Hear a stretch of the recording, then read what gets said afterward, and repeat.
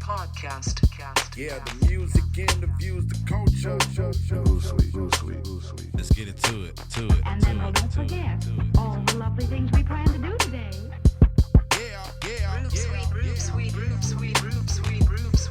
So, all right, we rolling into this. So first off, this is Groove Sweet Jax. I'm gonna move his mic a little bit more. I don't know why. Well, I mean, I it's like I see him, but I don't see him. I just want to make sure. There you go. If you sit up like that, you be good. Yeah, me sit just up. Move up a little I'm bit. hunched over right now. I got bad posture. All right, let me get myself together. All right, so we good, there man. We go. And then put the mic on the right. There we go. Yeah, we got to see my man, AMP. Matter of fact, I'm gonna turn the cap backwards. So Go for it, man. There we go. Yeah, we here, man. We rocking. What's up, good people? Yeah, man. Groove Sweet Jax. What's happening? It's Mr. Al Pete, man. Groove Sweet Podcast. Thank y'all so much for always listening. We are here with a good brother of mine, man. A good brother. I've known him for a great long time. We will be exposing some of these stories in the midst of this interview. But overall, I definitely, I've always admired this brother. Quick story, introduction or whatever. It was a while.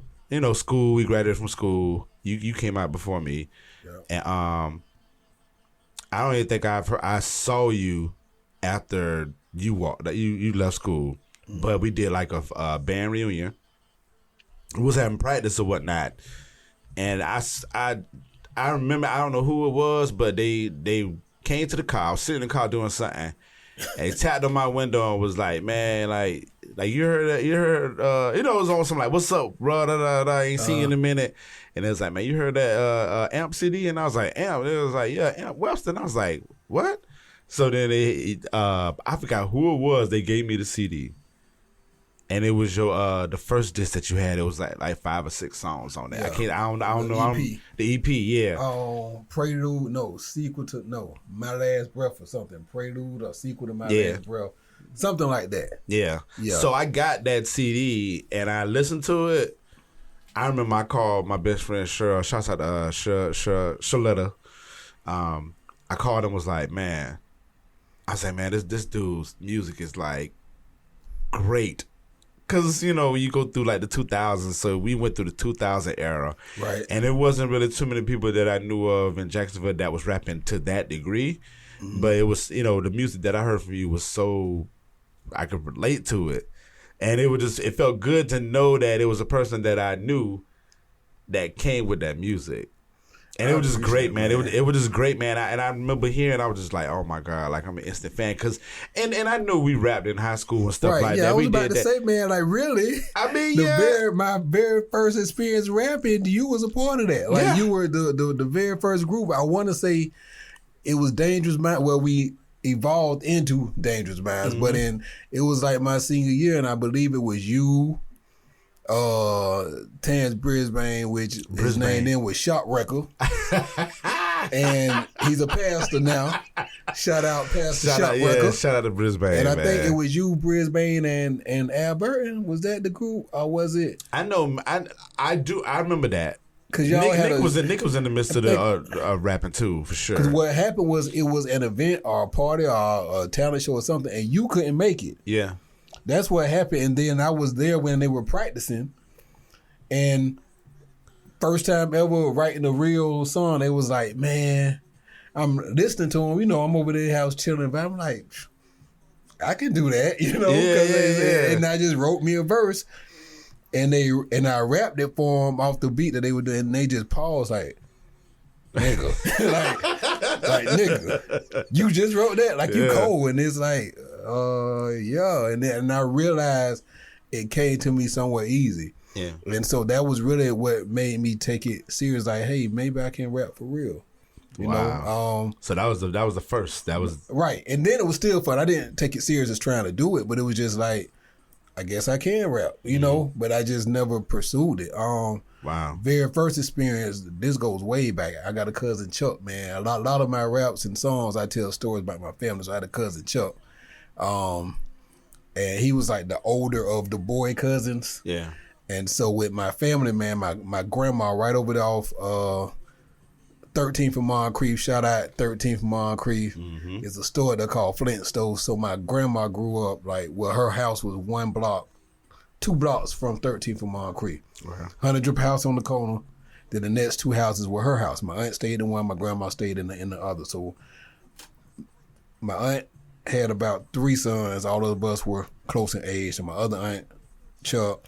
Then a lot of the cousins, we would go hang out, spend the night over there. So that's where, my dad, he was a pastor, so my household was a little bit different. He gave us freedom, but couldn't watch Yo-Yo on TV raps and all that. He was real old school, man. I don't think we even had cable most of the year. He was tight-fisted on money, like Jordans and school shopping, man. I ain't get that, Yeah. So long story short, that's why I would go to watch rap, and my cousin Chuck be playing in the NWA. That's where I first heard NWA, 2 Live Crew.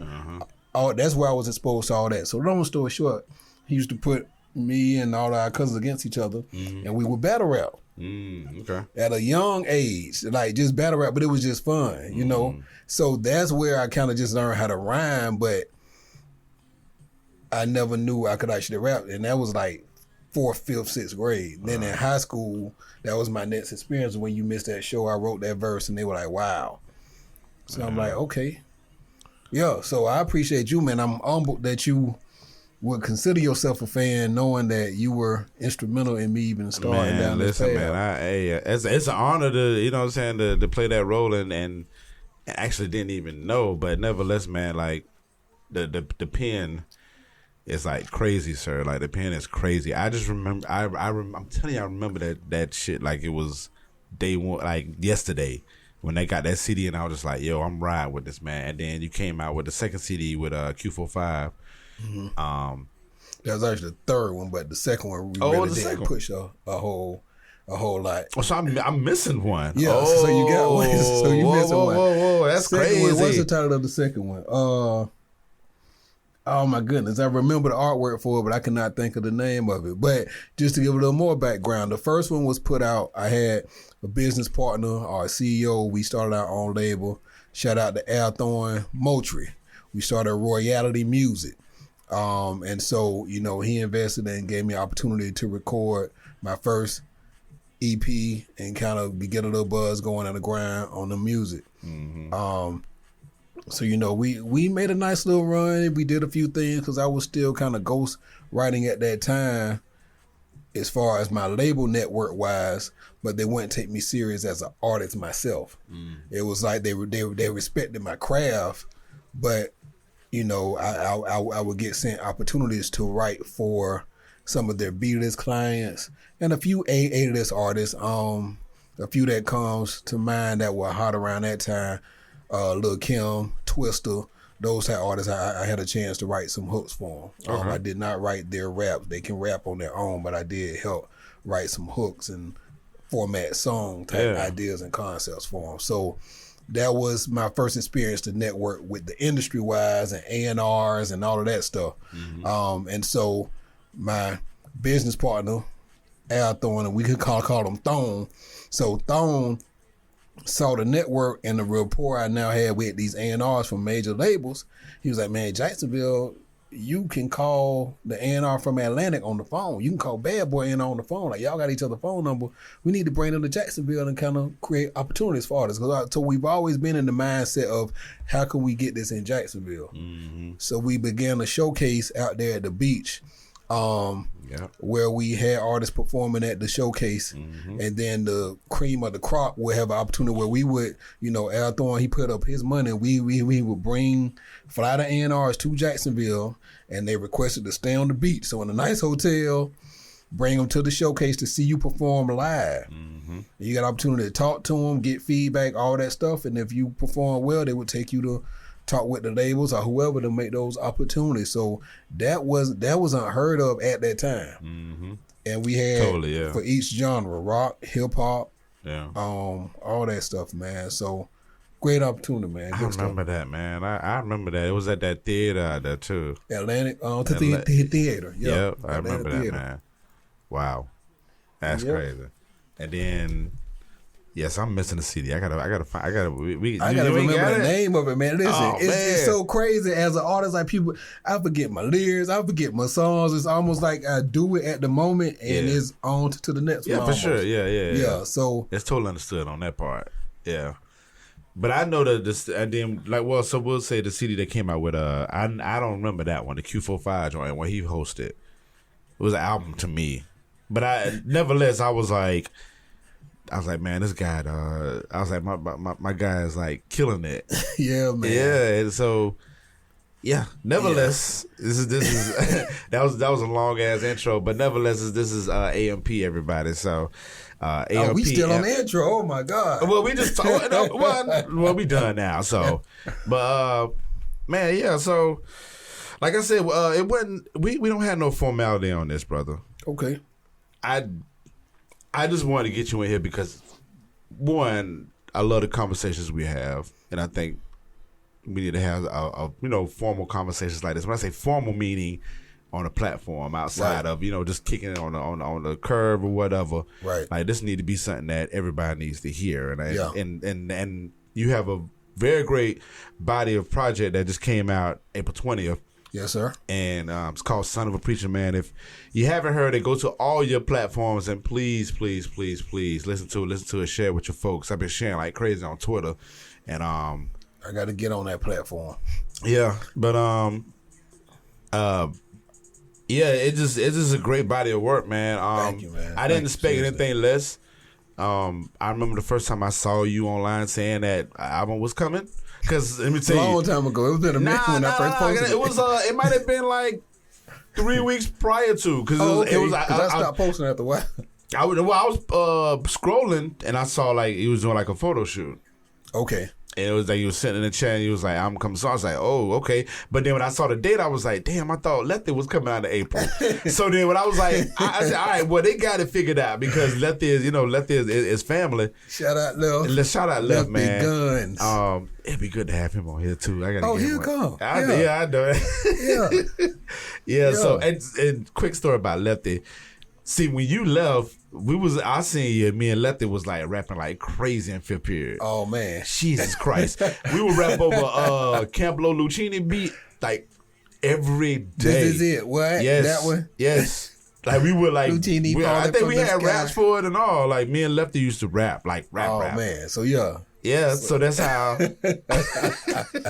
So yeah, man, Left go hard, man. Yeah. So since we speaking on Left, one of my favorite songs. First off, the album is great, but one of my favorite songs is "With Me." "With Me," and my second favorite song is "Preacher's Kid." Okay. That's a unique too. Yeah. So, but "With Me," man, like, and I said this at your release, your listening party, and thank you for having me. Bless the DJ on it. But course. That energy that you and Nick got, man. Is it an explanation for that? Like what? Like it's because it's crazy. I know it's like y'all friends, and I get that. Yeah, you know what I'm saying. Y'all basically brothers. Yeah, basically. Yeah, but sometimes you got like brothers, and you like, all right, cool, we brothers on this part, but then like when they come to other stuff, like we don't mesh. But y'all. I mean, like, and even on some like other stuff, it's just y'all like right here, like. Yeah, I appreciate it, man. That's crazy. You can't find any hip hop like that. You know what I'm saying? It's like organic, man. So I'm trying not to tell long stories. I'm trying to think of the short explanation for it. But man, listen, go for it, bro. I mean, facts. Lefty and I grew up on the same street. Like we grew up in Palmdale. Their house was on the corner of Burgoyne and Palmdale. Mm-hmm. My parents' house is right down Burgoyne, 9 houses down. So we grew up on the same street. Lefty played drums. So I heard you say earlier. You talked about the band. I played drums and band. Lefty played drums. DJ Shane taught me how to play marching band drums. You know what I'm saying? So when he teaching Left, he taught a gang us. So he'll come down the street. Shouts out to Beehive too. Yeah, Beehive. All of us, man. Beehive from Palmdale. So it's like this is our real clique. This ain't just music. Mm-hmm. Like this is real family. We grew up in the same neighborhood. Not always been making the right choices. We really on the block. We made moves for real together. as we matured and transitioned out of certain lifestyles, we matured together, you know, family, kids. Now, this is crazy. I'm going to share this little piece of the story. So, you know, Lefty had his home built a few years back, you know, moved in this area way out. I was staying out near like the Oak Leaf area around that time frame. So he posted his new house on Facebook, right? So I'm like, oh, that's what's up, bro. I got to slide through. He sent me the address. I GPS'd it. It said like 48 minutes. I said, oh. I was like, bro, I was thinking it was closer. I didn't know you was wearing the boondocks. So I'm going to slide through some other time. Mm-hmm. And man, so now fast forward a few months later, me and my wife house shopping. Mm-hmm. So the realtor showing us houses and my wife, no, I don't like that. No, I don't like that. I don't like that. I don't like that. So she said, we got a spec home. It's not done being built. You can kind of specify and get it. Anyway, she can take us to it. My wife love it. This is the house. This is what we want right here. So we put down the deposit to secure the house. And I'm just looking at the street name, man, and I'm like, why does this street name sound so familiar?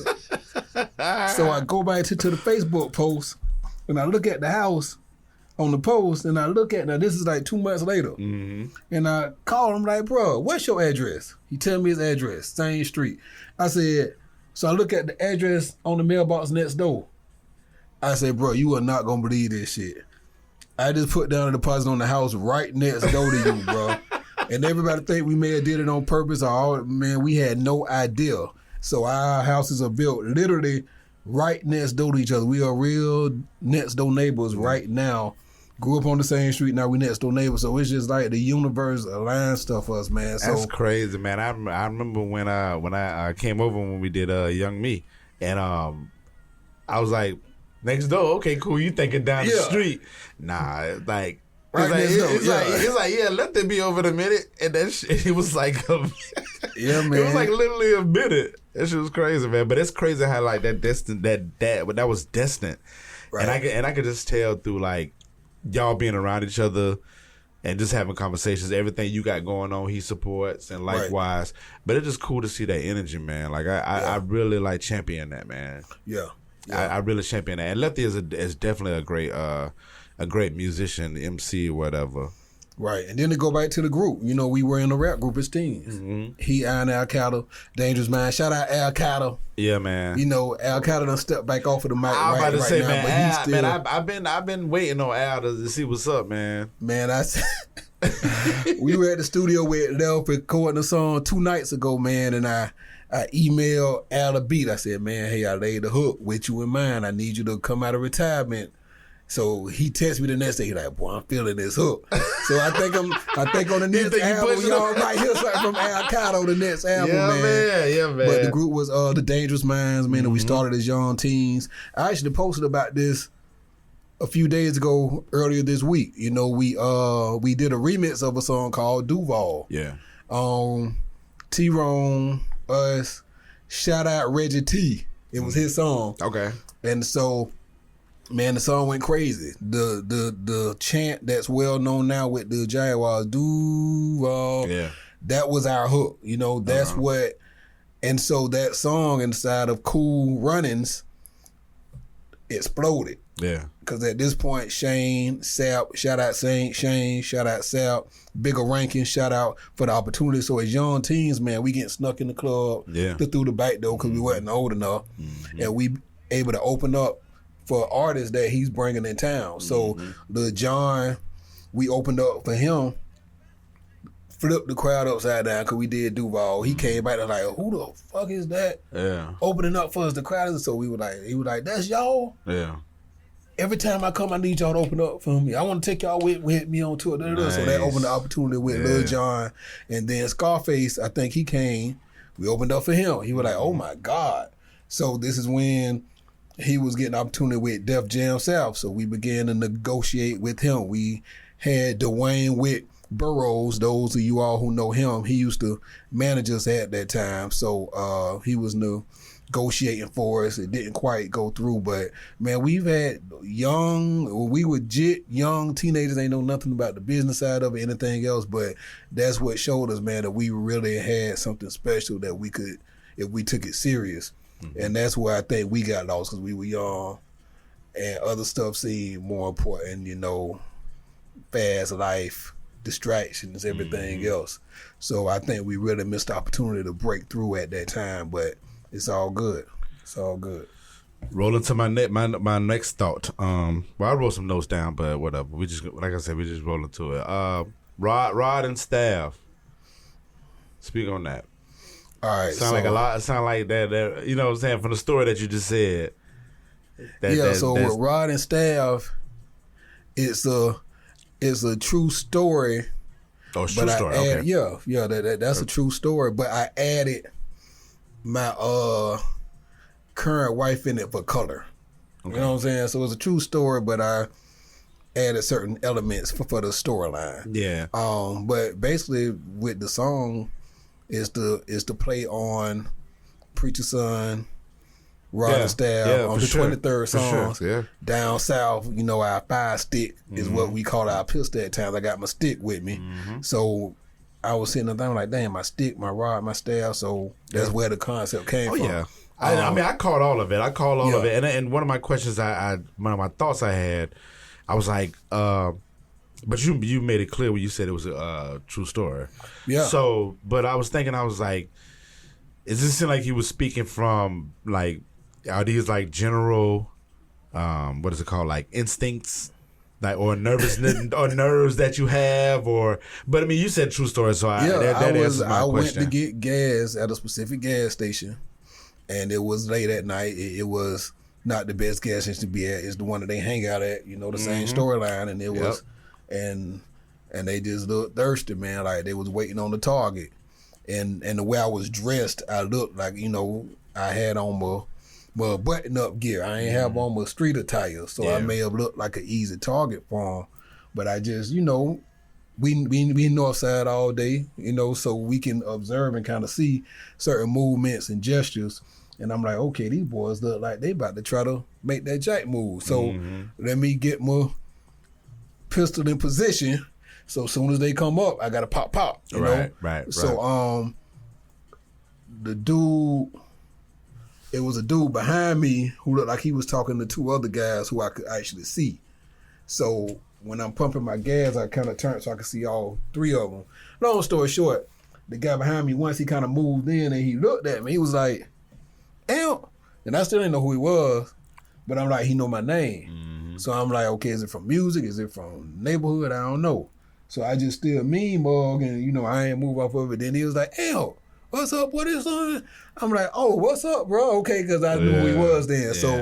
And he came and told me, he was like, "Boy, it was about to go down." I'm like, "No, it was about to." Wow. Yeah, it was about to go down on you. You ain't know it. Yeah. So So yeah, man, that's just unfortunately that's a boat a lot of people find themselves in, man, and it's Duval, man. It's a unique city.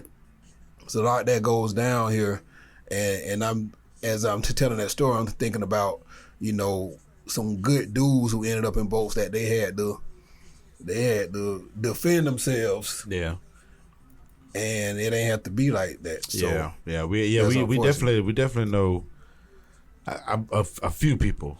Yeah, they had to, unfortunately defend themselves, man, and unfortunately we lost some people. Yeah, lost some good people, which rolls into the next thing. Pray for my city. First off, you guys need to go to YouTube, AMP. Shouts out to RD Music for being the co-director of that. Yes, sir. Man, listen, that man did an amazing job. So man. First off, RD, shout out RD. All right, listen, RD don't play around. First off, how long did it take for him to get that video back to you? Oh man, listen, this is the longest it's ever taken him. First off, but still, but before I even say this time frame, but usually anything else he's done for me, he'll have it back next day, bro. Yeah, like no exaggeration. The very next day, he'll normally have it back. This one, it took him. It wasn't a week. But it was about 3 to 5 days, man. Oh, that's good. That's still great. I'm just making a valid point. Trying to throw a little shots real quick. But just as far as because think about it. That's why I use it, because I know I'm going to have it back. He's going to make the changes I need. It ain't going to be no, if he give me a deadline, he's going to meet it. Yeah. It's like, man, RD handled business, bro. He handled business, and it was serious, man. But when I watched the video, I didn't even realize that. I don't even think I realized it until I think I might have looked at the fine print or something like that on the JPEG, and I think it said co-directed by you and RD, and I was like. It makes sense. I mean, you know what I'm saying? Because we had a conversation prior to about as far as just, videography and just the kind of slacking action of it in Jacksonville. But I know the shooters who I need to call. Right. So that's why I asked that question about RD, and I was just like, damn, so when I saw that and saw that, of course you had direction in it, I was like, yeah, man. Especially that whole part when you pulled up in that truck and blocked old boy. Yeah. I said, I'm telling you, dog, first off, and I'm speaking from, and I guess I'm kind of biased on this because I'm a fan. You know what I'm saying? Listen, I feel real awkward, man. Like even just hearing you say you a fan, so I haven't gotten comfortable yet having people compliment me, man. Oh yeah, and that's fine. That's fine. I mean, but. The views that you've been getting, the love that you've been getting for that music, for that particular song, for sure. Well, the album, but specifically for that song, you know what I'm saying? Like, that's a major compliment, brother. Like, it's a major compliment, and I'm sure it's going to get more and more and more uncomfortable for you. And that's fine, but I'm here to give you those roses. I appreciate it. But, Dad, I'm telling you, that part of the video, I was like, because I saw, the promo of it. Uh-huh. So, of course, at the end of it, you see him kind of pulling out. Right. And but you don't know. But on purpose right there to not know what's going to happen. Yeah. So, it's like when I saw the video and I saw that part, I'm like, all right, let's see what this story going to be. Right. And you would, it was just, the way that the intensity of that. Right. Like, it brought so much intensity of it. It just added to and it's funny, the song playing in the background right now. That's I love crazy. It. Yeah. But, yeah, it was put together great, it's and like I was a short movie almost, like a 3 No, minute. it is. But for the song, right, and what you're talking about deserves that. It deserves this type of compliment, that type of treatment. Yeah, man. I don't expect it. Well, I'm gonna plug my computer. Go ahead. Okay. Yeah, when I write music, it's almost as if I see it before I write it. Yeah. And so sometimes, Left always tell me, man, you too meticulous, man. You be taking too long to get, but it's almost as if it's not right, if I don't have that vision for it, I just can't do it. I'm not going to just put anything out. And so when I was explaining and sometimes I feel like I'm too far-fetched. So I was explaining it to RD. I'm like, man, this is where I want to happen. I want this, and this. Can you make this happen? Mm-hmm. He was like, you might have to take this part out. I can't do this. I can't do this. But then once I gave him the vision and he said he could do it, oh, man, he captured it perfectly. Yeah. Because just that drive, the part you're talking about, man, I had to do that like 12 times. It's like, really? Man, you driving too slow. So I need you to gun it like you really trying to block it. It's like, don't hit me, though, because he was standing in front of the truck. I literally stopped about 6 inches from him while he's filming to capture that front view of the truck. Yeah. Yeah, so, man, it was just... It says so much, though, man. To see him bring it to life. Yeah, the 12 times I'm thankful of it. The city needs to be thankful for it because that's basically the testimony that you saying in the song, right? And that's how I take it. Like I'm telling you, that whole part of the video just shifted. Like that whole block, because I know people that feel like they want to block these that happening, like want to really be protective of it, and that's the interpretation that I got from it. It's symbolic. It's symbolic. Yeah. And then when it turned into the poem. You in front of the Palmdale store, the infamous Palmdale store, like that was Palmdale, right? Yeah. The infamous Palmdale store, and then having the homies in the back. Yeah. It was just, and then like you was like the unbuttoned shirt. Mm-hmm. It was all like the whole. It was so symbolic. It was so symbolic for what it is, and I just really pray that Jacksonville gets like behind it, like really, really, really get behind it and like push it. Yeah, it's meaningful, man. I appreciate it, man. Everybody who's listening, go to YouTube right now. Mm-hmm. Share it with somebody. Post it on your page. Pray for my city, AMP.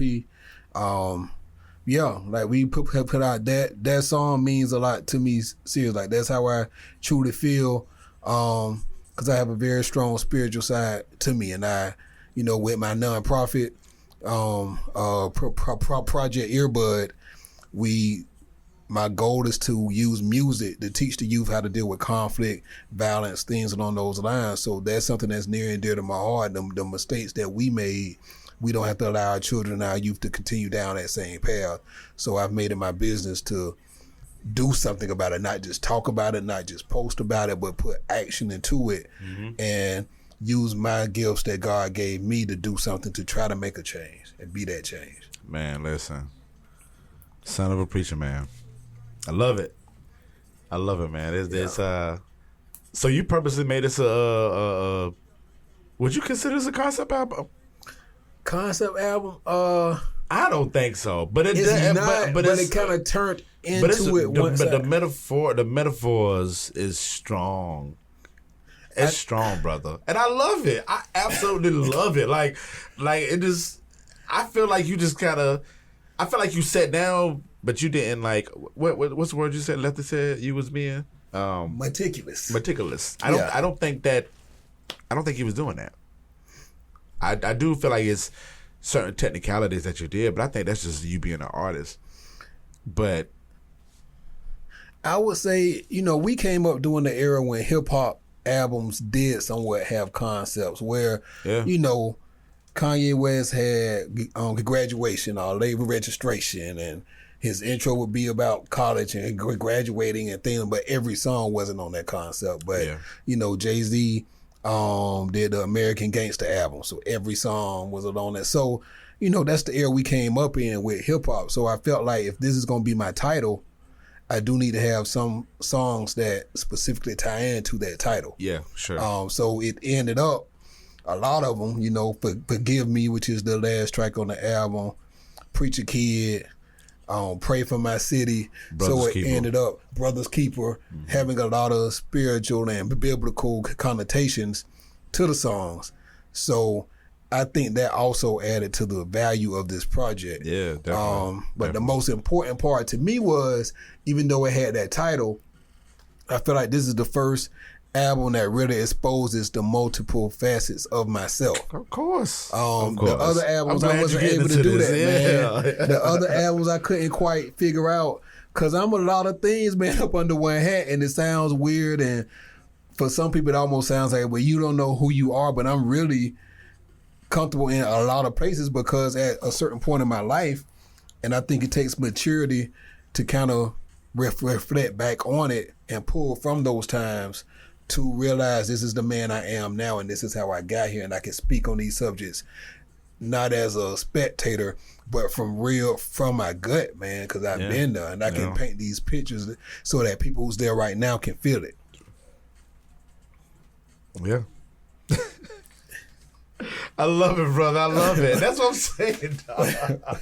I'm trying not to be like this ultimate fan, man. I mean, but I am an ultimate fan. But it's like, but I picked it out. Like, I mean, I everything that you're saying, like I pick up everything. You saw it. Yes, I saw it. But see, my thing on my end, I'm like you said, instead of talking about it and like really being about it. Mm-hmm.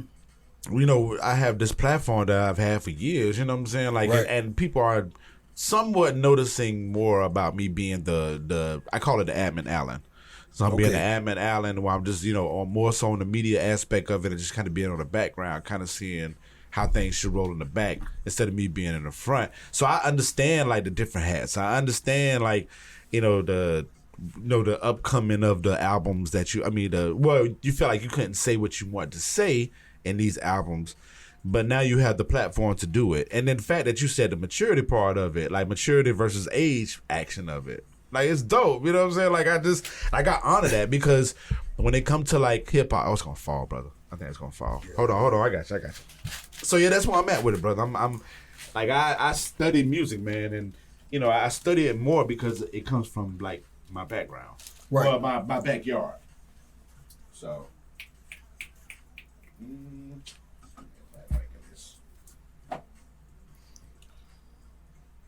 We're not sponsoring Bombay, y'all. We're just holding up my phone. Yeah, holding up the phone. I'm just putting the title in there. This is live, just in case y'all didn't know. So I want to go on Facebook Live and catch some of this interview. Yeah, man. Just because again, being an independent artist, every step of your journey, you need to capture it, so that you can build fans and they can appreciate the storyline, because we talking some good talk, man. Man, listen. And I feel like a lot of these artists don't even understand that factor of it. I think they just feel like, oh, I can just throw it out on the road and it get picked up. I'm I want to like, capture nah, me and you on this camera. I don't know if I'm going to be able to do that. what's that? Capture me and you on the camera. I'm going to move in a little bit. To my live folks, what's happening? Checker to the one to the. They ain't got to see me. We good. They see the MPN. That's the thing. I'm trying to have people to and see. That's the part I'm talking about. Like I want people to see more of the MPN and the Groove Suite and There we go. and the stuff like that. So, but yeah, man. Like the back to what I was saying as far as the fan action of it. Like I'm a massive fan of it, and it's like I understand where that come from. The you know what I'm saying, the preacher side of it, growing up in the South side of it, being in the band. Yeah, and that's where the real music I think comes from, man. Like for those of you all who don't know, again, Northside, Reebok High School, we were Al Pete and I were in the band together. He played the horn, I played drums, and we alto sax over here. You know what I'm saying? Yes, sir. And we prided ourselves as being real musicians. Mm-hmm. So certain beats, certain tracks, the album gonna have to have music. So anytime you hear AMP, like you gonna know it's real music involved in it, man. I'm a big fan of music. And even before that, man, like I said, son of a preacher man. The majority of blues, jazz, all of that derives from gospel. Mm-hmm. So growing up in the church, man, shout out India Songbird, shout out Selena. I played drums at my pop's church. I quote that in the song. That's part of the hook. So I really am a musician. Mm-hmm. I was playing piano for a short time. Pops took me out of that. He said, that's for the gay boys. Like you can't play piano. He put me on the drums. No disrespect to any keyboard. I wish he kept me in it, because right now we'll be making the dopest tracks imaginable. But at that point, again, church, he saw a lot of the organ players and choir directors were not as masculine as he would have liked to see. Mm-hmm. So he told my mama no. He would not be taking piano lessons. You would not have him playing piano at no church. Wow. So that's how I ended up playing drums. Okay. Yeah. So how did the masculinity part, like, explain that factor of it? Because so for me, I and maybe this will be a little bit easier to answer, but I know for me, like Mr. Buzz was basically my dad, because I didn't have a dad in the house. I stayed with my grandparents, but my granddad was always working. Yeah. So I always had my grandma and my mom, my aunties. I had my my brother, and my cousins, but we was learning. Yeah. So like we didn't have that. I didn't have that male factor in it, and I feel like that played a major role with a lot of things that I go through now in life. So explain that factor of it, like for you to like say that your dad didn't want you playing you know what I'm saying, basically a feminine, you know what I'm saying, instrument. Man, my dad, man, Pastor Webster, shout out to Pastor Webster at Peace Missionary Baptist Church on Rowe Avenue, man. My dad is a very unique individual. He's all man. I was the only boy in the household, so all of the man, he's extremely old school masculine. Okay. He was not the type that grew up spiritual his whole life. My dad was an activist. So he used to march, he used to revolt. He prides on telling his old stories. He used to drag race his car. He got jumped by the Boomerang Gang, which is the name of my music company actually, but how he fought the whole Boomerang Gang on Davis Street. Bridget Home, shout out. So my dad grew up right there off 13th and Moncrief. They had a house out east at one point, but he was there in the household. Like I had my dad there in the household. He worked a lot. So as I speak on doing the story, the choices I made and the things I ended up in, I probably shouldn't have ended up in that stuff based on my dynamic. But we grew up in the hood. Yeah. So you're exposed to certain things, people you grow up around. You kind of lean towards what you see and end up making choices that you probably shouldn't make. But my dad, man, he raised me rough. It wasn't no football, basketball, taekwondo. Me and him boxing. He put me on the weights. Like my dad was not raising no soft son. Period. He ain't tolerate that. If you break your leg, boy, you better shake it off. You better walk it off. Right. You know. It's very few of us that in the hood had like their dads and you know what I'm saying? Yeah, yeah. And it's like we were on the neighborhood house almost. So we had a basketball hoop in our yard. So a lot of the pond, Lefty had a hoop at his house. Yep. And we had a hoop at our house. So the neighborhood, Big Daddy, Andre, Spud, Herb, Frog, like the whole Palmdale would be in our yard.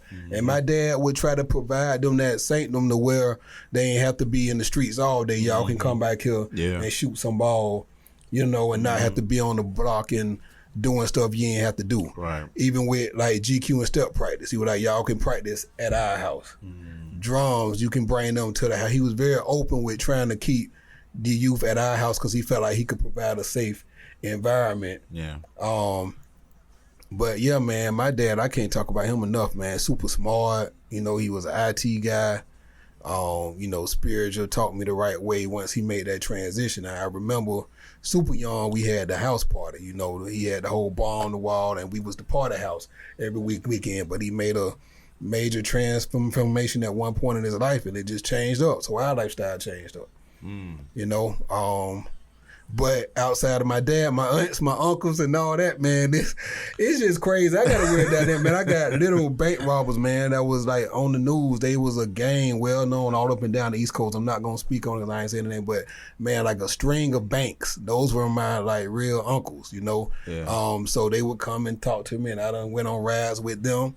And then I come home and I got a pastor in the house. Yeah. So it was like I could go from my uncle showing me how to cook crack. Like literally giving me the formula and showing me you put in this much, you turn it to this heat, early in the day. And then I get home that evening and it's like, Pops telling me I need to make sure I'm praying that night. I was about to say Psalms 23. Yeah, straight up. So I have a very eclectic, man, diverse background. And so that's the part of my music I think that allows me to talk on all of these subjects and do it effectively. Yeah, for sure. I mean, that explains it, man. And again, like I felt like people need to hear this type of stuff. Not, I mean, what you're giving us is what people are hearing, but I feel like that's the platform that I wanted to provide, even for this body of work. You know what I'm saying? Yeah.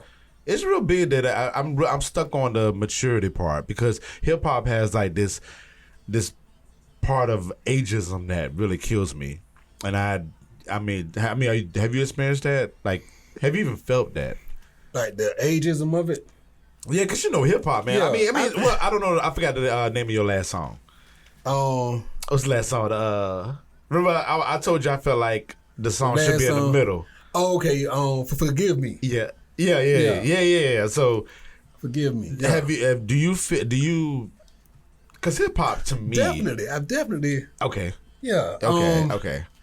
This is the thing, hip hop, because I feel like the commercial aspect of it, the mass commercial aspect of it, is a lot of and again, it's controlled by media, society, and this is what they choose to feed us, is the bitch this, hold that, kill a nigga, sell some dope. Like, they give us that as this is what hip hop is. Mm-hmm. The powers that be. So this is the mainstream hip hop.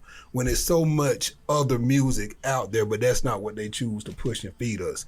So when you got that type subject matter, man, you gonna sound childish. It's gonna only appeal to a certain age group, because once you hit a certain age limit, it's like, I'm not about to, I know what that's gonna turn into already.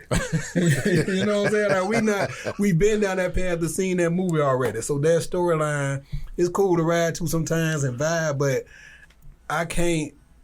We grew up on hip hop that fed us. Tupacs and Outkast and Biggies and Jay-Z's and EPMDs and KRS-Ones and, Rock M's and those type cats that were actually saying something. So to go to now a mumble rap or almost a retarded sounding artist, man, is like, I can't digest that. But my point being, hip hop was birthed in 1978. So it was a young genre of music. Now that the artists from that age range have matured and grown up, we now have an adult subject matter.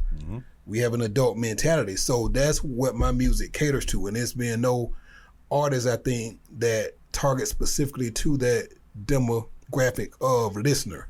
So right now, I feel like it's comfortable to put out this type of music because there's a lot of people in our age range now to 35 plus that listens to hip hop music, that listens to rap music. That's what my content is about. Hate My Boss, we talking about jobs. We ain't talking about being in the trap. We talking about you got dreams and goals, and your job is an obstacle that tries to hinder you from doing that. Right. So, you know, grown man rap is what I'm on right now, grown man music, and I feel like it's going to be appreciated by the grown man. I'm not trying to talk to the jits. I'm trying to talk to the grown man. Yeah. So, yeah, certain songs, you know, hip-hop is also a sport. Hip-hop is like boxing and sparring. So sometimes, just so they know that you can do certain things lyrically, I may speak on it, go a certain route and play on it, but ultimately the body of my work is grown man rap. Man, listen. And I support that grown man rap all day, brother. And I'm saying that outside of the fact of us being, you know, the ages that we are. But I do feel like hip-hop has this ageism thing. A lot of people don't speak on it. That's why I asked you that question. And I feel like if I could target one thing, well, that's a lot of things I could target in hip-hop. But one of them that just bothers me is the ageism aspect of it. And I'm thinking like the top like 5 or 10 of the best rappers, the top 10 rappers now are, you know what I'm saying, 35 plus. Right. Yeah, real rappers. Yeah, real rappers. Yeah, like 35 plus, 40 plus probably. So, I mean, but nevertheless, I'm like, that bothers me. And it's like, y'all people don't understand that it's like a story that you can tell. Like, it's a story that can be told. I even feel like this album definitely can be listened to by somebody in their 20s or stuff like that. I mean, it's definitely like a rule book. It's almost like the Bible that, you know what I'm saying, it's the 2020 Bible, if that makes sense. Black man's Bible, so to say. That's dope. I never looked at it as that. Man, it's definitely that, man. Like, I mean... Again, I'm not gonna fan out of it. No, man, don't do that, bro. Don't do that, man. But I mean, don't do that, man. I'm gonna make sure I post this clip because come on, man, don't do that, bro. Because AFP is over here like geeking. He's like, man, I don't know what to do. But no, man, it's brotherly love. It's brotherly love, black love, hip hop love. You know what I'm saying? That type of thing. You know what I'm saying? And like I said, I'm biased about this because of where we came from. Right. You know what I'm saying? Like we come from like riding the same buses to, you know what I'm saying, to play. Yeah. And getting on that field, and Mr. Buzz was like, look, I don't like y'all doing this stuff, but if you're gonna do it, you know what I'm saying? Like, do it. Right. All the way from that to where we at, you know what I'm saying? Raising kids and being able to like hold like actual like content. Yeah. And the levels that we're at and overall just being here. Yeah, and being able to somewhat shape the youth and also help shape the culture here in this market. Which is a reflection of your pops. You know what I'm saying? Like that's a tremendous story about your pops, about being an activist and like doing the whole transitional part. And I mean, but nevertheless, but the earbud factor. Like that's a reflection of what you got from, you know what I'm saying? Yeah. That you got from, you know, from growing up and seeing what your pops did, man. And so, you know, who left that long message? Let me see. What that long message say? That's mine, Sharon. Hey, that's Sharon. What's up now? I just see words. So it says, yes, the genre has changed. You got to sing out of the box. The generations has changed, and so has the dynamics. Fred Amp Webster brings it to a flourishing audience who welcomes his delivery. I know that's right, Sharon Johnson. Straight up. Might need to let you write me a bio or something. That was some poetic license right there. Yeah, man. Shout out to everybody that's tuned in. I know this is your podcast. Nah, that's cool, man. Listen, this is dope. Cheddar Chase, what up? Alicia Holloway. I don't even know how to be able to see everybody who on here. Yeah, my cousin Ben jumped on. Shouts out to Ben James. Mike Brown, I see you. Ben James, Gwen. I don't know how to work this, man. Well, speaking of delivery, let me say one of my favorite lines on here.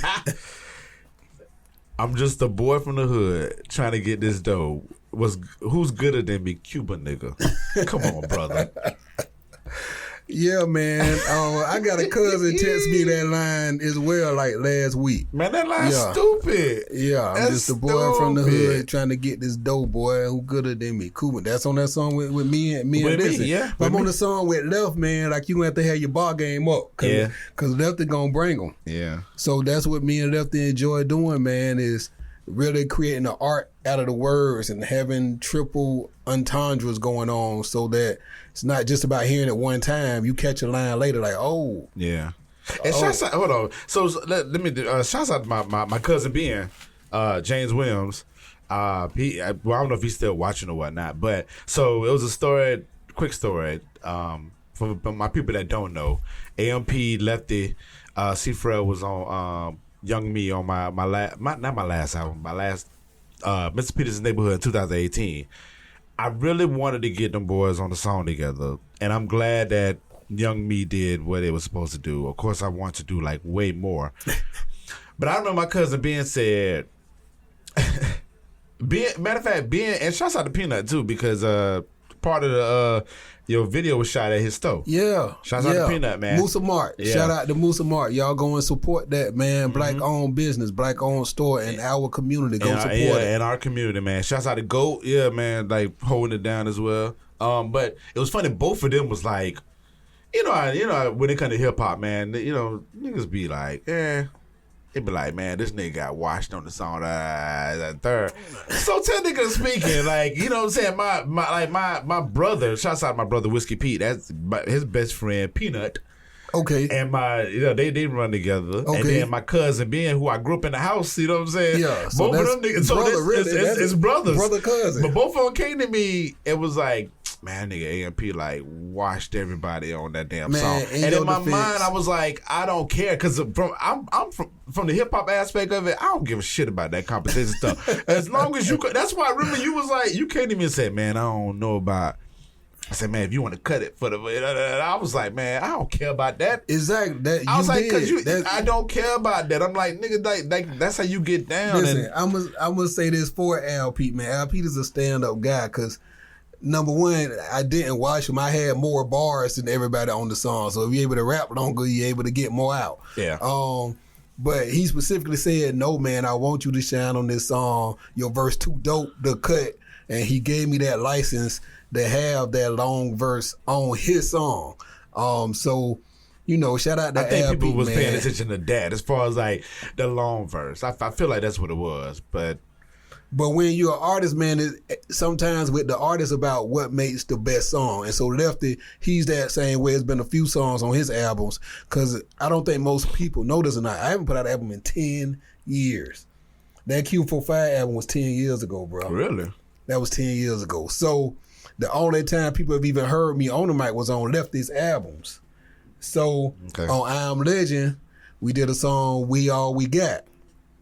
He let me bless the song. He was like, go off. I remember that. Yeah, Say, I want you to go off. He said, snap on it.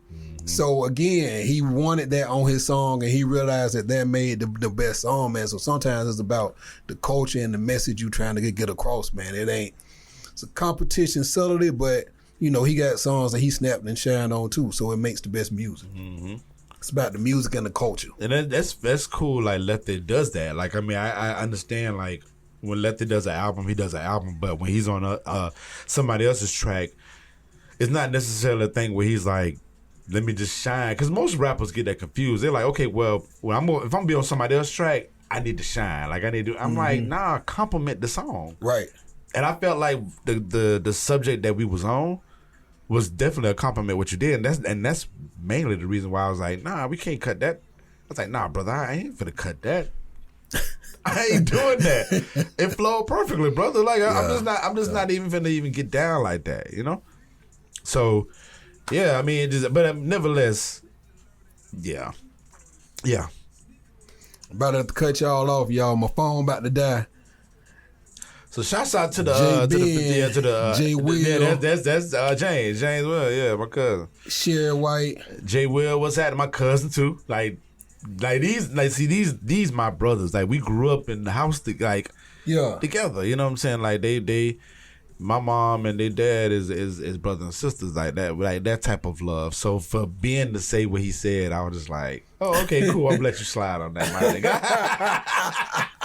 No, man, y'all but can't I mean, never sleep on LP, man. Man, Listen, listen. LP, I love your vibe, brother. But I tell you that all the time. Like, Yeah. we need to do more music because, again, hip-hop has multiple facets, and I feel like what's held Jacksonville back is that we've always tried to only go that trap gangster route and only show that element, man, and you can't really be respected as a real music market if you're that flat. If you're one-dimensional, you won't get the respect that you need as a city, man. Real metropolitan areas, you can get everything out of there. So I feel like, you know, you and it's again, I'm not going to start naming artists because I'm going to leave some out. But, man, Jacksonville really has so many different styles and sounds. And, again, man, we're trying to create it. But as soon as someone with the pockets, whoever y'all can share this with, as soon as someone with the pockets, man, decides to invest and cultivate the entertainment industry, this city is going to explode. Period. Yeah. And it struggled for so long with even downtown. You know, everybody was like, First Baptist run downtown. They can't have a nightlife there. You can't do this. You can't do that. They tore down the landing. There are certain obstacles, but man, somebody with enough money decide to say, hey, I'm going to create this opportunity for music and entertainment here from Jacksonville. Man, this game over, bro, because the talent here. Yeah. Shout out cousin Eric. Bernard B, what's up, my brother? Yeah, shouts out to Bernard B, man. Shouts Bernard out. B. All right, so Eric Vance. two more things I want to speak on. right. We're definitely gonna have to have you back, man. And a lot of conversations that we'll have definitely be off camera or whatever. Speaking of shouts out, because I want to close it with speaking on Brothers Keeper. We'll get into that, but shouts out to the people that was on the album. Terrence Pickett, Gene Dot, Dallo, India, Yes. Lefty, the singers, and the singers. Louis Baby was on the hook for With Me and also the hook for Team Us. Okay. He's a very dope young artist I'm doing work with now, so he'll have an album out soon. Okay. Cool. Singles was really just India Songbird and Terrence Pickett. Okay. So who was the person on the skit? Before the Hate My Boss joint. Before the Hate My Boss joint. Oh, that was my son. Okay. That was that was my oldest son. Well, I saw Webster and I was like, I just shout out Trayvon. Man, listen, this is gonna sound crazy, but man, I recorded this album in my son's closet, basically, man. Okay. Eventually I converted it into a full studio, but what's the song? Rod and Staff, my youngest son, Gabriel, actually engineered that song for me. I showed him how to get on Pro Tools and hit the record button, hit the stop button, man, because I record myself, so having to run back and forth, I'm like, listen, man, I can't keep doing this. You about to learn how to do this right quick. All you got to do is boom, boom, boom. And then on that part in the background, when the guy was like, Amp, that's you? That's my other son, Eric. So he's doing my background vocals. Shout out Lil E. You know, so he's in high school. So yeah, man, these my kids, man. Monty, shout out to him. I'm going through all of my kids. Fredriana, she home right now, don't feel too well. Monty at UF, shout out to you. And Trey, Curie, Gabe, the whole Webster cartel. Indeed. You know what I'm saying? The Webster cartel. Cool. And the production on the album? Marco Williams. Shout out Marco, man. All of He's it? not all of it, but he's my primary producer. I think he did about 6 of them. Okay. 6 or 7 of them he did. I'm going to go through all of the names first. Shout out M. Jeezy. He did my intro for me. Okay. Shout out M. Jeezy. You know you got to holler at Jeezy, man, if you're here in the city Man, doing shouts out music. to Jeezy, man. Jeezy probably go hear. He go watch his podcast and probably be like, man, Al Pete don't want to mess with me, bro.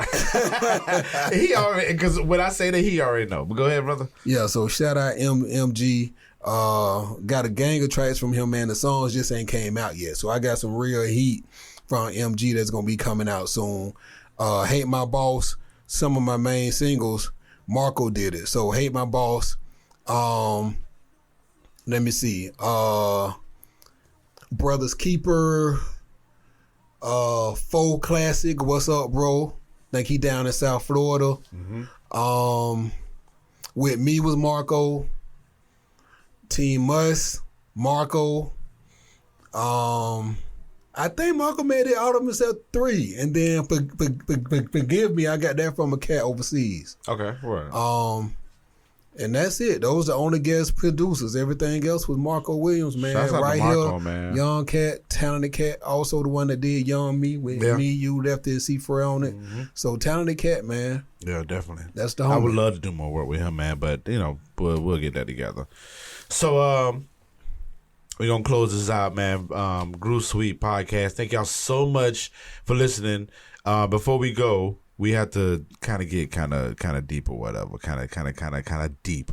All right. Brothers Keeper, man. The man. Like All right, share. I heard it, and I saw Gene. I saw Gene and his reflections of it. You know what I'm saying? And I know how important O was to me. And then, like, when I say me, I mean I'm at the bottom. I feel like I'm at the bottom of, like, I mean, even though he loved me a lot, and I have that relationship with him that a lot of people just don't know about, because we've had plenty of conversations. Right. Like, plenty, like, and I felt like he talked to me the way that he talked to me in private, because that's what I needed. Mm-hmm. He couldn't talk to me like how, like, I be hearing stories about how he would, like, cuss people out. And So you haven't had that experience? Are you serious? nah, but we've had conversations like when I hear people talk about it, the in-depth conversations that y'all have had, I've had them, but it wasn't that to that level. Right. He always caught me like, I remember he said, Al, you like, he said, Al, you like the Andre 3000 of, like, Jacksonville. He was like, you just don't fuck with a lot of shit. Like, you come in and do some stuff, and then you kind of go in your little hole, and you don't really get into the politics of things. You kind of just want to sit in your little world. Yeah. And first off, I was kind of offended. Because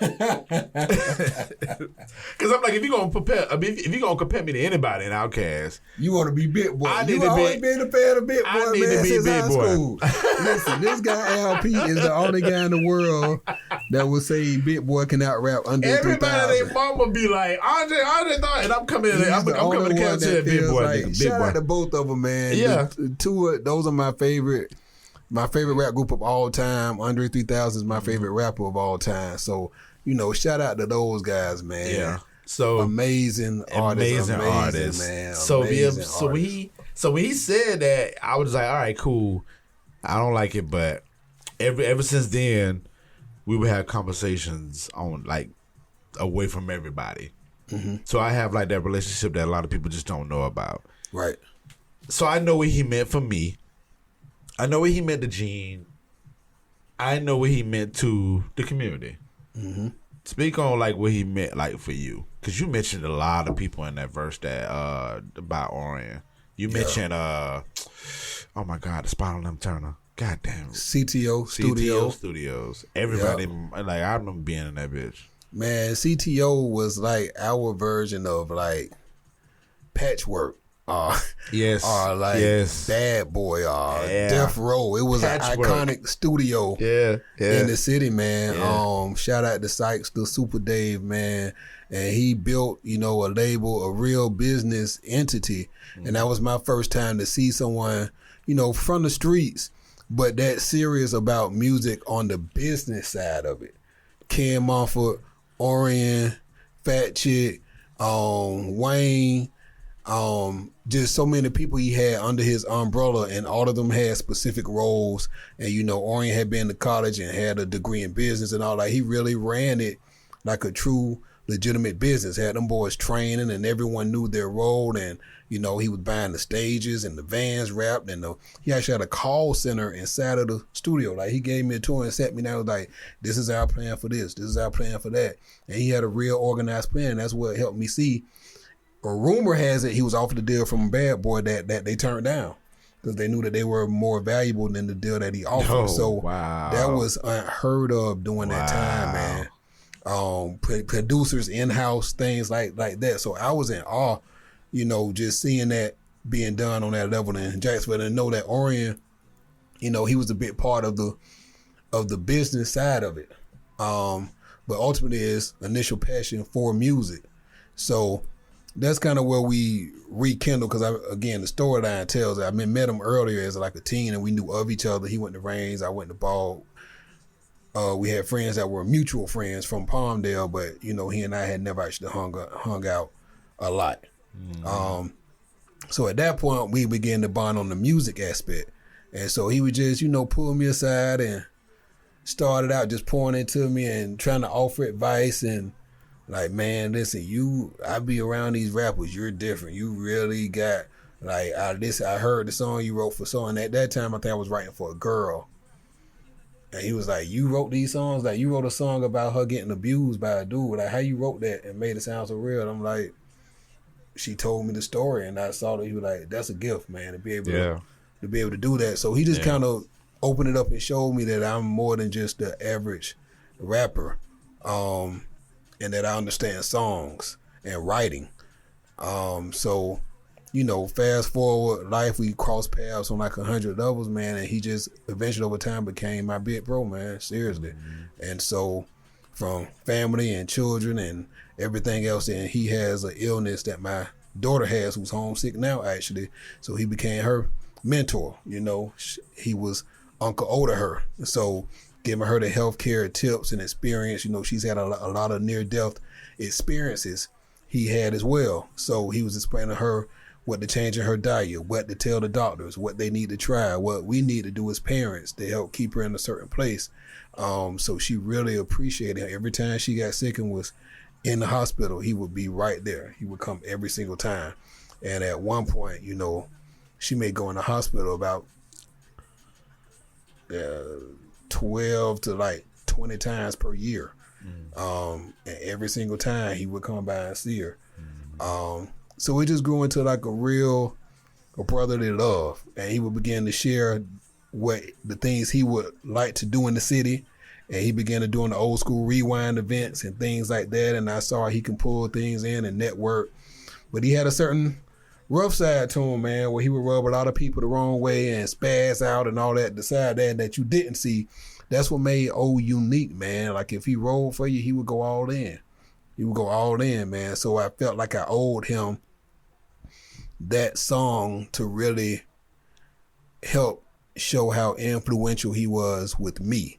Like, he's the reason I did this album. I was done with music, period. Completely done. And he would constantly say, bruh, you need to do an album because you have something to say. And the people are ready to receive what you have to say right now. And only you can say it like it need to be said. You got to do an album. And he was on me, like, got to do an album. And when he died, it wasn't like it was an illness or anything that lingered, like we knew he was about to pass. I had just saw him a few days earlier, so it was a sudden death. So just that week, he was on me about, bro, start on your album. So it took years for it to come about, but I felt like I owe him that, man. And he's the reason this album, Son of a Preacherman, is out right now because of Orion Benjamin Reddick. Word. Say word. Yeah. Say word, man. Goddamn old man. That was a heavy song, man. I remember listening to it. The first time I heard it was in the midst of everybody. Was listening to it for the listening party, yeah, because I only got through half of the album by myself. But I listened to it again, man. I just realized, like, I just really wish that he was here, man. I mean, selfishly said, I wish that he was here because, I mean, he put a fire up under everybody. And it was funny because, like as much love that he gave, the much, like, tough love he gave. And I felt like I still feel like to this day that people need that tough, that type of tough love that O was giving. That brutal honesty, brutal man. honesty, you know. Like I mean, like because it's all right. I might go on a deep end on this, but I don't care. Go there, brother. I feel like so. Remember when Martin got killed? When Malcolm got killed, I feel like it was that impact of O leaving because of that. Because like when he left, it's like who's gonna fill these shoes? Nope. Yeah. Right. Is he definitely had a certain place in the community, and his arms were so long, man. He was influential on so many people. Like even this is no exaggeration. Just this morning, shout out on Kevin Sawyer, man. He just posted this morning, man, and that he just realized I was talking about O in that song. Mm-hmm. Like people would come on my timeline and be like, "Oh man, I remember this." So just the people so far away and the amount of people he just gave one word of encouragement to. The time he went off on them, they remembered that and it helped direct their trajectory in life. He had that type impact. Yeah. Where going back to college or not, conversation with okay, let me sign up in college. Like you're gonna go and do it. Should I get married or just keep staying in the house with this chick? Conversation with me stop playing, man. I need to go in and handle business. He would literally inspire you to make life altering decisions. Oh, for sure. For sure. And to put a spark and to be a catalyst, man, to do things that you would normally sit around and perpetuate. For sure. And he would always tell me, like, man, this is how I got to live. I don't know how long I got here. Everything to me is a sense of urgency. Because he was telling me, like, bro, you got to chill. Like, you going to make me slap shit at you one day, bro. Like, but I love that, though. I love that. But like, sometimes it was overbearing, bro. It was overbearing at times, man. Well, maybe like, because chill. I get that. But I know for me, for years, I've been in that mode. Like, I'm not totally in, like, O mode. But like as far as he like has a different gear with it, man. Yeah. Oh no. He had gear 6, 7, 8. Yeah. I probably was at 4, and I now I feel like I'm at 5 now. Yeah. But like I remember when I did like after the whole the shit that me and Gene glossaries. Okay. So when all that faded out, I went through my little phase or whatever, and then that's when Miss Peter's Neighborhood started. Okay. I felt like I was walking in the dark. I felt like I was like, I'm starting kind of brand new because everybody knew me for Rewind Old School, Tweet Up, Face Up, that he started. All the stuff that he started. I mean, it started or it was like heavily impacted in. I was a part of it.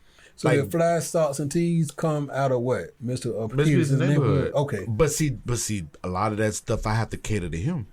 What, Fly Socks and Tees? Mr. Peter's Neighborhood, all that. Every last... This didn't happen...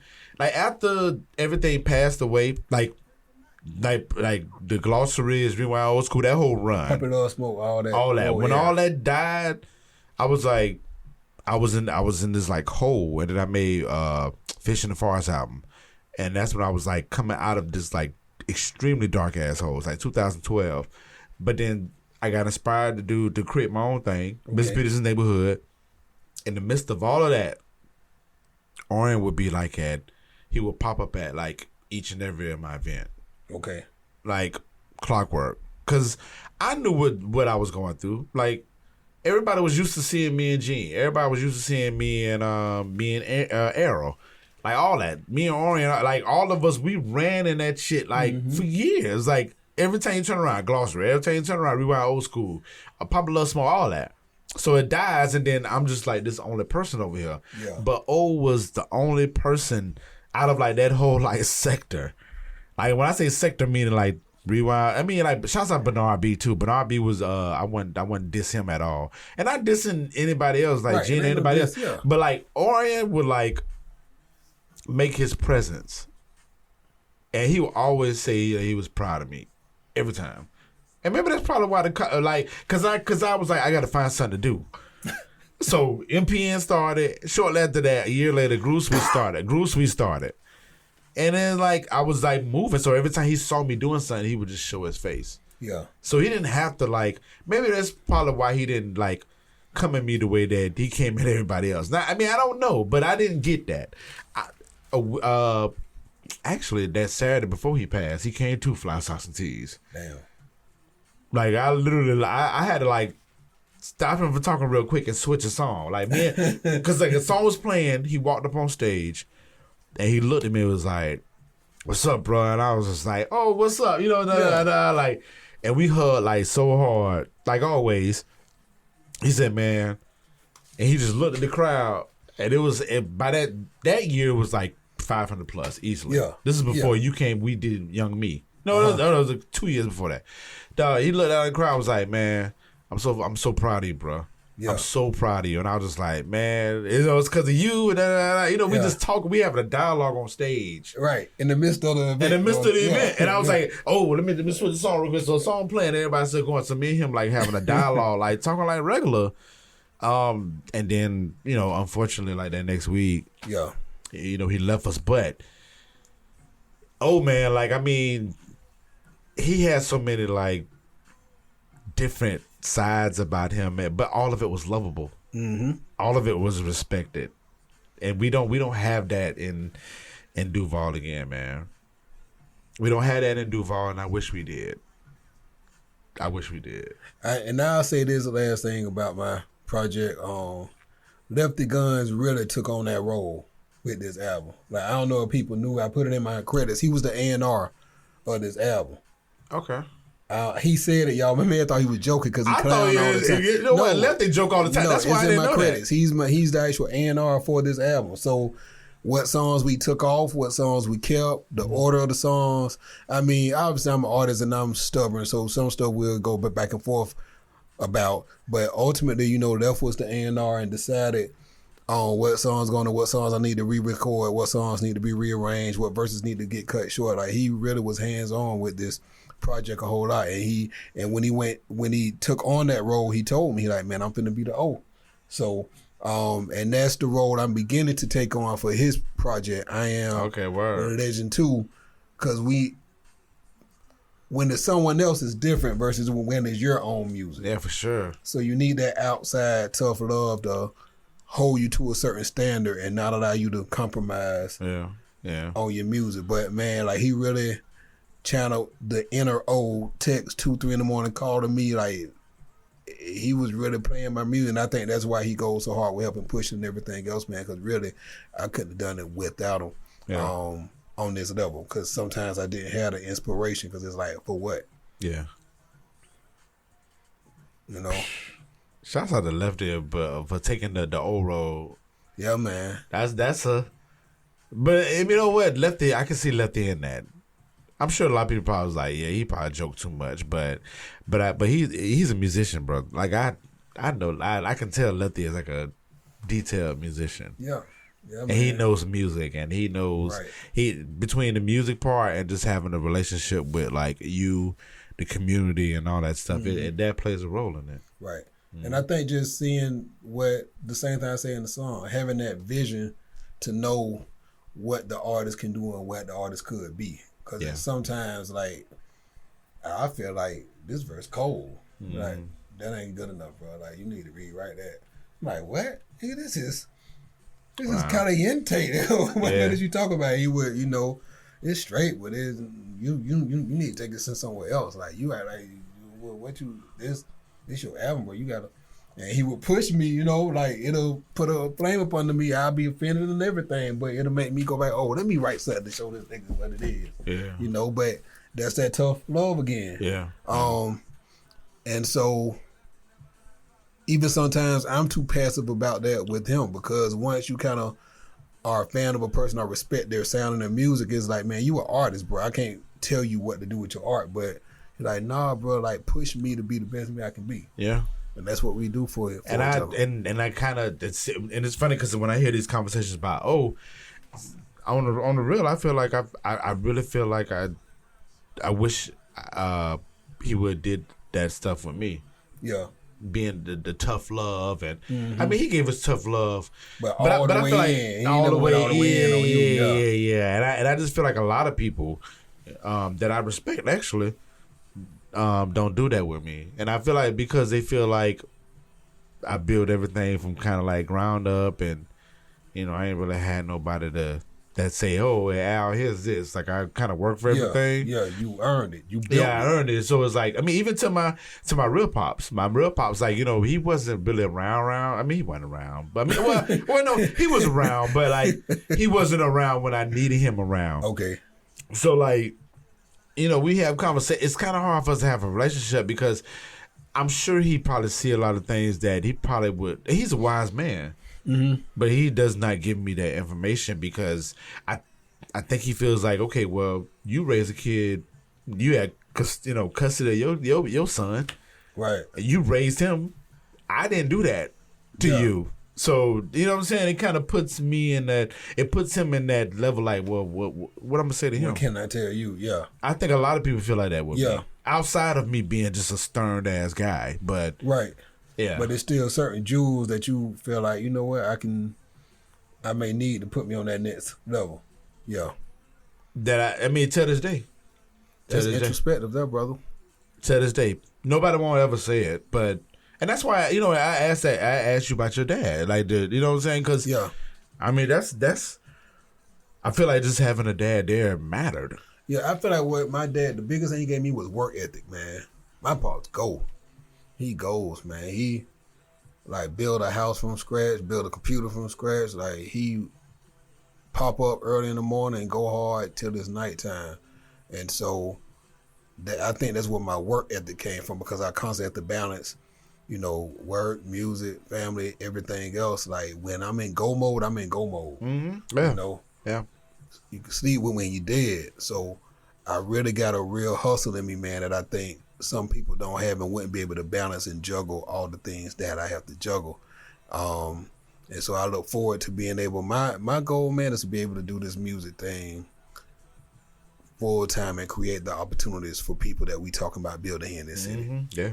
That's what I want. If I can reach that point, or when I reach that point, when we reach that point, then I feel like I have a sense of accomplishment. Until that happens, man, I'm on the grind, brother. And that's the same way O felt. I feel like that's the same way O felt. Like I feel like he was trying to get to that level. Yeah. And we're reflective of it. I miss O, man. Real talk. I miss O. Straight up. So shouts out, rest in peace to him. Shouts out to his kids, his family, and such community. So yeah, man, that was a heavy one. That's why I left it at the end, man. You done shifted the whole mood of the interview, man. Nah, man, we picking it back. Well, we done, man. We done, man. Amp, thank you so much, brother, for coming through. Thank you for having me, man. It's a pleasure to be here. Yeah, man. MPN, yeah, man. MPN Nation, man. Y'all support this. Support this. We need this. We need this. We need this. I can't say it. I can't emphasize it enough. Man, you are needed in this community, brother. Everything you're doing is needed in this community. Man. So soon as this come out or whatever date is going, let me know so I can blast. Yeah, we're gonna blast it, man. What do you want to? Do you have a song that you want to play for the end of this? I usually play it in the middle, but the conversation was great. The conversation was great. Let me see. We sent them to look at "Pray for My City" already. Yeah. I guess I got to go with the song I feel like is the strongest. "Hate My Boss," man. Yeah, man.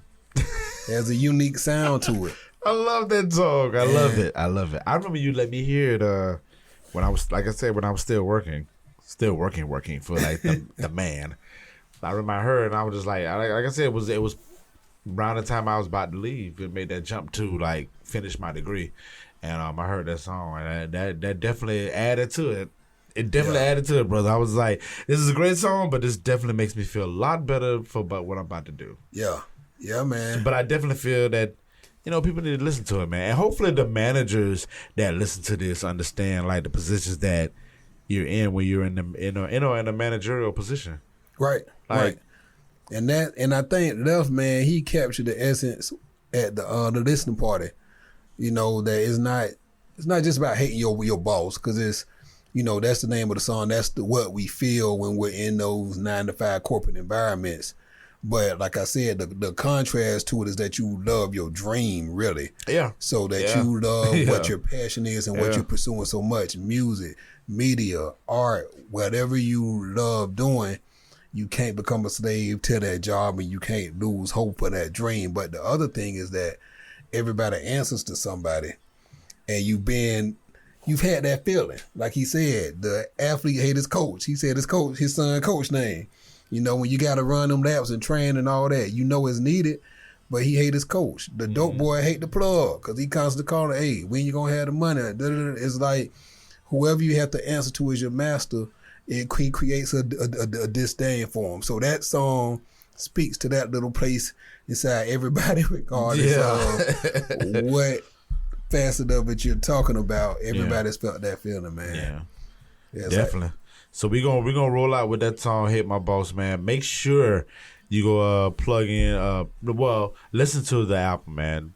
Plug into it, man. Listen to the Son of a Preacher Man, AMP, man. Any last words you want to give to the people, real quick, before we sign out? No, man. I appreciate you all, man. Streaming it, downloading it, sharing it, everything that you all are doing. Follow me on Facebook. Follow me on Instagram. AMP The Pen on Facebook. That's THAAMP first name, THAPEN. The Pen, THAPEN. Instagram, same name. AMP space THAPN on Instagram. I gotta get my Twitter game and all that stuff up, but man, follow me. I'm gonna continue to bring y'all some dope music. Again, grown man rap, grown man lane, real music. Can't let it die. Yes, sir. Yes, sir. And yeah, man. Y'all heard it, man. Please go listen to it. It's Mr. Al Pete, the Groove Sweet Podcast. Thank y'all so much, man. I didn't even say my little phrase. We are bike. We are bike for my Duval folks. Bike. But yeah, I usually say that when I go from break and then come back. I'm like, we are bike, Duval style, but we are back for the world. So nevertheless, man, y'all be great. Y'all be good to the top, man. Yes, sir. All right. Blah, blah, blah. But you got dreams, though. Just follow me. Listen, when I go to work, man, I be about to go berserk. Feel like a slave because I'm underpaid and overworked. It's barely past 8, already got a headache. I need to medicate, take FMLA. My boss despicable, he treat me like a minion. A peon, he don't respect my opinions. Yet still, he steal all my ideas. Email the executives and pitch them like they his. Good morning, Fred. What's so good about it? I try to play it cool, but y'all gon' bring the hood about me. I might take my paycheck and buy weed, flip it in a week, trying to make ends meet. I don't know Meek Mill, but I'm a dream chaser. With my boss and these bills, they some dream erasers. They pissing on me, telling me it's raindrops. After the mind games, then the migraines start. Hey, my boss. These motherfuckers really try to piss me off.